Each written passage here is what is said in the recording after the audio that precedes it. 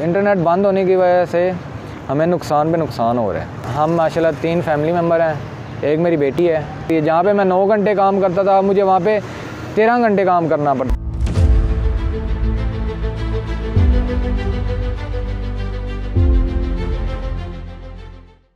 जी अस्सलाम वालेकुम जी, मेरा नाम मोहम्मद रिजवान है और मैं जो वीकली का कमा रहा हूँ वो 8 से 10 हज़ार रुपये है।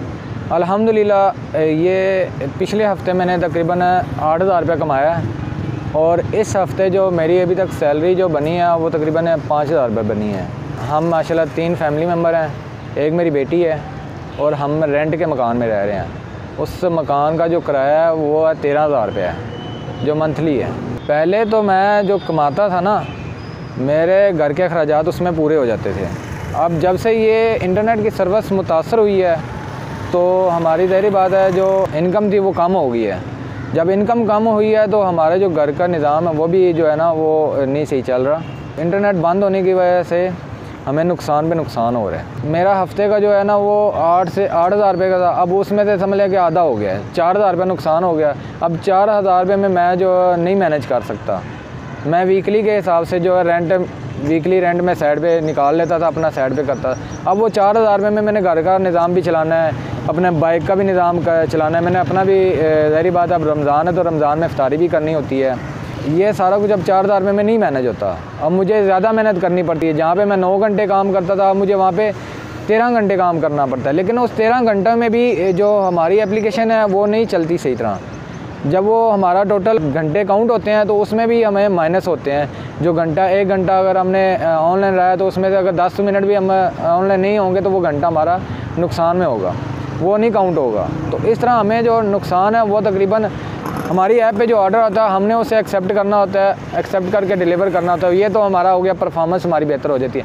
अगर वो ऑर्डर एक्सेप्ट नहीं होता, उसके हमारे जो चार्जेस होते हैं वो 600 रुपये एक ऑर्डर के हैं।